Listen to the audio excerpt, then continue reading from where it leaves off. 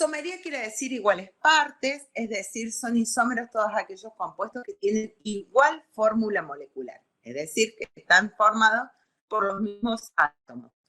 Cuando hablamos de isomería nos estamos refiriendo a compuestos en los cuales para tener uno a partir del otro, o sea, cuando tenemos dos isómeros, hay que romper enlaces, es decir, que están mediados por una reacción química. Esto es la isomería configuracional. Algunos libros hablan de también isomería conformacional o conformeros. Aquí no hay ruptura de enlace para pasar de una disposición espacial de un compuesto a otro, ya que solo cambia la estructura espacial debido a la libre rotación de los átomos alrededor de los enlaces sigma. Y ahí tienen un ejemplo. Acá se rota el enlace entre el nitrógeno y el oxígeno, y entonces, así como está escrito, ustedes ven el hidrógeno que está en distinto espacio que los otros dos hidrógenos. En cambio, si rotamos el enlace, este hidrógeno pasa a enfrentar a los otros. Y por eso allí tenemos otra conformación. La diferencia en los distintos conformeros es solamente de que tienen distinta energía, y esto ya lo hemos hablado en otros teóricos, pero es mínima la diferencia de energía. Entonces, siempre la molécula va a estar rotando, en algún momento va a tener un poquito más de energía que en otro, pero nada más que eso. Lo demás, todas las otras propiedades son iguales para los dos conformeros. Se pueden clasificar los isómeros en estructurales y estereoisómeros. Los isómeros estructurales tienen igual fórmula molecular, pero distintas fórmulas estructurales. ¿Cómo pueden ser estos isómeros? Pueden ser de cadena, de posición o de función. ¿Cuándo tenemos isómeros de cadena? Cuando lo único que cambia es la cadena hidrocarbónica. Cambian todas las propiedades también, si son, por ejemplo, lineales o están de manera más esferoidal. 5 carbonos en cada una y 12 hidrógenos. Pero fíjense que la distribución de los átomos es diferente. Están todos unidos de diferente manera. Acá es cada carbono unido a 1 o a 2. En cambio, acá tenemos un carbono que está unido a 4 y los otros carbonos unidos a solamente un carbono. Entonces, como cambia solamente la cadena, se llaman isómeros estructurales de cadena. Entonces, como las fuerzas de Van der Waals dependen de la superficie de contacto, el N-pentano, que se encuentra de manera lineal, tiene más superficie de contacto con otra molécula de N-pentano. Y así aumentan las fuerzas intermoleculares. En cambio, el neopentano, al ser más esferoidal, tiene menos superficie de contacto y eso hace que las fuerzas de Van der Waals sean menores y con menor energía podemos pasarlo del estado de agregación líquido al estado de agregación gaseoso. Números de posición podemos tener.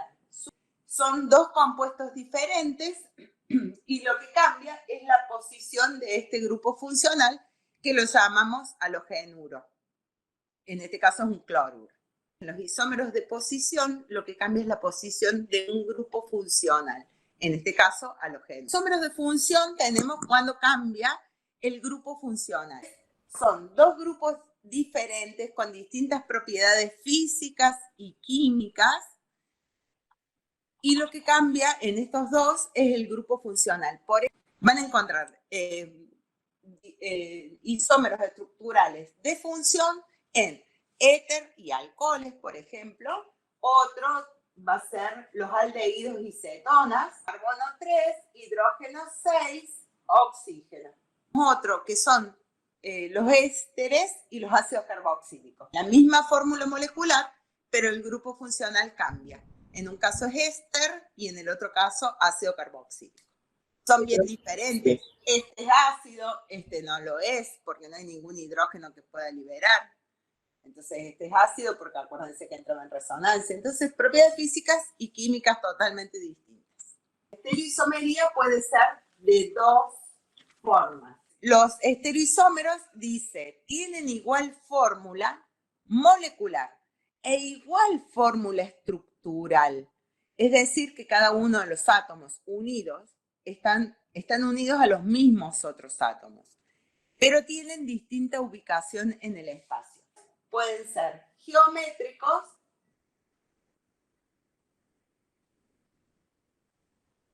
y ópticos. Isómeros geométricos pueden ser cis o trans. Cis quiere decir del mismo lado, de la misma parte, y trans del otro lado.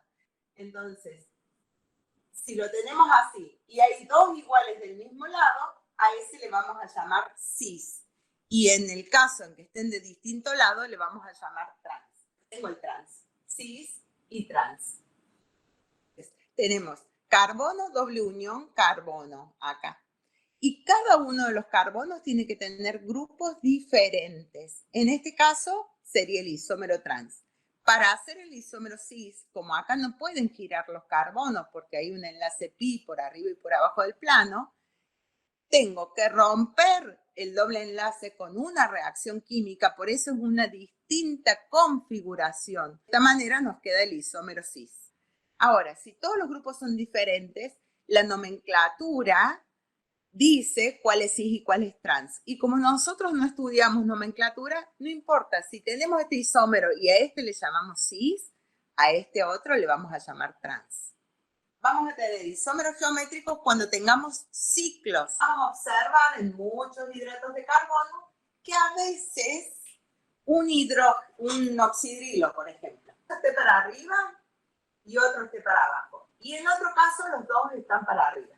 También puede haber isómeros geométricos en los ciclos. Depende cómo estén esos sustituyentes ubicados, por arriba del plano o por debajo del plano. Presentarte un plano imaginario y dividir a la molécula, cruzar con este plano imaginario el enlace que está entre los dos carbonos. Entonces, si vos cruzas con este plano imaginario los dos carbonos, te quedan los oxidrilos por arriba y los hidrógenos por abajo. Sí, profe. Sí, profe. Yo paso este plano imaginario entre los dos carbonos y me queda este oxidrilo por debajo del plano y este oxidrilo por arriba del plano. En este caso tienen distintas propiedades físicas y distintas propiedades químicas. ¿Qué fuerzas intermoleculares tienen cada uno de estos isómeros? No, tienen una resultante neta y esta molécula tiene un momento dipolar distinto de cero. En cambio, en este caso, se anulan entre sí y termina siendo una molécula apolar con un momento dipolar igual a cero.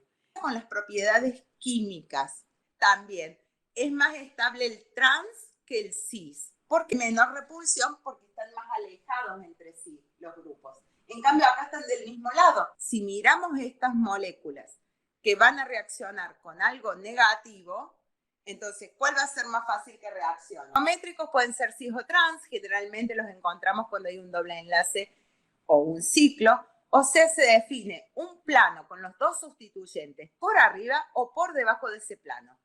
Forma cis, cuando están los dos del mismo lado, o los dos por arriba o los dos por abajo, y otro donde los sustituyentes se encuentran uno por arriba y otro por debajo del plano, que sería la forma trans. Tienen entre ellos diferentes propiedades físicas y químicas. Y ahora vamos a los ópticos. Los ópticos, dice acá, tienen actividad óptica, es decir, desvían la luz polarizada. Esta es la única propiedad física diferente que presentan. Las propiedades químicas son iguales, difieren en las propiedades biológicas, se les llaman antiómeros y son imágenes especulares no superponibles. Generalmente presentan carbono quiral o asimétrico. Para que haya estereoisomería óptica, debemos tener un carbono quiral. No es condición suficiente no tenerlo, porque puede ser que no lo tenga y sin embargo va a haber isomería óptica. ¿Cuándo es un carbono quiral o asimétrico también se llama? Quiral o asimétrico. Cuando es un carbono sp3 unidos a grupos diferentes. por ejemplo, etilo, metilo, y vamos a hacer para allá atrás un cloro. ¿Vamos? Son 4 grupos diferentes. Al tener carbono quiral, podría presentar un isómero óptico. O sea que esta es un isómero óptico de otra molécula. Si se quiere, también está bien dicho. ¿Cuál sería el isómero óptico? Tenemos el carbono quiral, el hidrógeno, acá hacia adelante el metilo, hacia atrás el cloro y acá el etilo. Como decía antes, los átomos están unidos todos a los mismos otros átomos. El carbono está unido a todos los mismos otros, pero sin embargo son diferentes. Son imágenes especulares no superponibles. Sí, profe. Es como si tuviéramos un espejo al medio, entonces uno se refleja en el otro, ¿lo ven? Sí, sí. Sí. Bueno, ahora si quiero superponerlo, vamos a intentar. El celeste con el verde. Superponer. ¿Y qué pasa con los otros dos? No se puede. Celeste y verde lo hemos superpuesto, pero acá no se pueden superponer el rojo y el blanco. Vamos a intentar con el rojo y el blanco de superponerlos, pero ¿qué pasa con los otros dos? No se superponen. No se superponen. Estos dos isómeros ópticos se llaman entre sí enantiómeros, o este es un enantiómero de este. Son exactamente iguales en el sentido de que están unidos cada uno a los otros mismos átomos, tienen las mismas propiedades físicas y químicas, pero tienen distintas propiedades biológicas. ¿Por qué tienen distintas propiedades biológicas? Porque una enzima, por ejemplo, puede distinguir este enantiómero y reaccionar con este enantiómero y no con este. O eso ocurre mucho también en los medicamentos. Hay medicamentos que un enantiómero puede encajar justo en un centro receptor y no el otro. Los geométricos son los que tienen distintas propiedades físicas y químicas. En cambio, los ópticos tienen iguales propiedades físicas, iguales propiedades químicas y distintas propiedades biológicas. Una única propiedad física, como la vimos recién, que es diferente, que es desviar la luz polarizada. La luz blanca, la luz del sol, la luz esta que tenemos acá, está vibrando, son ondas que vibran en todas las direcciones. Entonces, la luz blanca vibra en esta dirección y entonces van ondas así, van ondas así, van ondas acá oblicuas. ¿Se dan cuenta? Esto es lo que sería la luz blanca. O sea, si la luz blanca se pasa por un aparato que se llama polarímetro, sale de ahí la luz polarizada. ¿Qué significa luz polarizada? Que va a salir vibrando en una sola dirección. Y si esa luz polarizada la hacemos pasar por un tubo de ensayo que contenga un solo enantiómero, vamos a llamarlo el A, vamos a observar que la luz se desvía. Y a eso le llamamos que tiene actividad óptica. Entonces, se desvía la luz polarizada una cierta cantidad de grados y esos grados alfa son representativos de cada uno de los enantiómeros. Si ponemos el A, se desvía alfa grados, o sea, una X cantidad de grados a la derecha. Y si pusiéramos el enantiómero B, vamos a observar que se desvía la misma cantidad de grados, pero a la izquierda. Si acá ponemos el B, se va a desviar la misma cantidad de grados, o sea, el mismo ángulo alfa, pero a la izquierda. Esa medida es una medida que se obtiene en el laboratorio. Es absolutamente experimental. Si tenemos estos dos enantiómeros de los que estamos hablando acá, estos que habíamos hecho, tenemos estos dos enantiómeros y ponemos en el tubo de ensayo A y B en las mismas proporciones, 50 y 50, ¿qué pasa con la luz polarizada? viene la luz polarizada. Pasa por el tubo de ensayo y resulta que no presenta actividad óptica. ¿Qué ocurrió? Esta mezcla equimolar o equimolecular, es lo mismo, no tiene actividad óptica. ¿Por qué? Porque, como dijo la compañera, la luz polarizada entra, uno lo desvía a la derecha y el otro la misma cantidad de grados a la izquierda, entonces sale como entró. Esto se le llama también mezcla racémica. ¿Qué pasa si tengo un tubo de ensayo con más A que de B? Hacia la derecha, pero no tanta, digamos, como si hubiese todo A. Perfecto. Disminuye el ángulo de desviación. Sacarosa, ¿saben lo que es la sacarosa? El azúcar de mesa. Exactamente, el azúcar común. Y cuando esa molécula se rompe, forma estas dos que también tienen carbonos quirales, porque si no, no habría actividad óptica. En la cocina, y los que hagan agroalimentos les puede interesar esto, se hace una hidrólisis de la sacarosa. ¿Por qué? Porque al hidrolizar la sacarosa se obtienen estos dos componentes que tienen más poder de dulzura, o sea, endulzan más, son más dulces los dos por separados que están dos juntos formando la sacarosa. Para eso se la hierve y demás con un poco de limón y obtenemos estos dos compuestos, que son más dulces. A este producto, se le llama azúcar invertido. ¿De dónde viene este nombre? ¿Cuánto da la suma en total? ¿Positivo o negativo? Negativa. Negativo. Y partimos de una que tenía positivo. Por eso se llama azúcar invertido. Además de estas clasificaciones, existen también los diastereoisómeros. Estos compuestos tienen la misma fórmula molecular y estructural, pero no son imágenes especulares ni son superponibles. En las moléculas siguientes, los diastereoisómeros difieren en la ubicación del sustituyente oxidrilo en el carbono 1. Ven que acá el carbono 1 está hacia abajo y acá hacia arriba. Los isómeros geométricos cis-trans también son llamados diastereoisómeros. Por último, tenemos otros compuestos que tienen carbonos quirales o asimétricos, pero no poseen actividad óptica. Estos son los compuestos meso. Son moléculas simétricas. Quiere decir que yo la puedo dividir por un plano imaginario y una parte es igual a la otra. A eso se le llaman compuestos meso. Estos no son isómeros ópticos. Isómeros ópticos, ¿qué son? La misma cosa. Son el mismo compuesto. No son isómeros. Entonces, acá sí son isómeros ópticos. Y uno va a desviar la luz a la derecha y otro a la izquierda. Profe, o sea que hay que levantar. O sea, es como que se levanta y se gira a la misma posición. Lo tengo que superponer. Es lo mismo que esto, miren.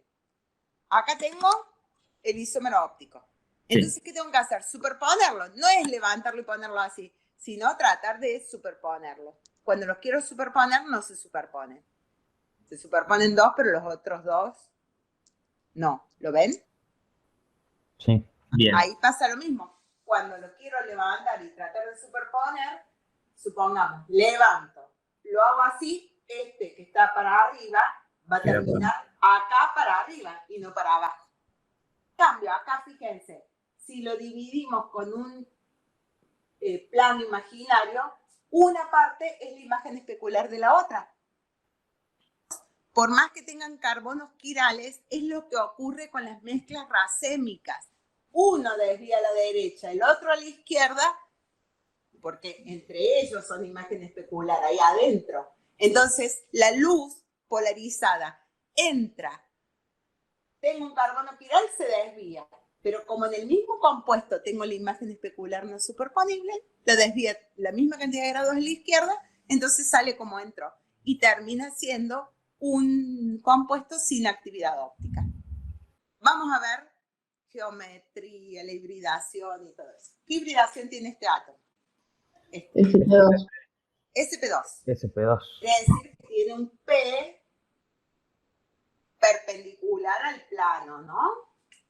El plano, bueno, vamos a ir a eso. ¿El del medio qué es? SP.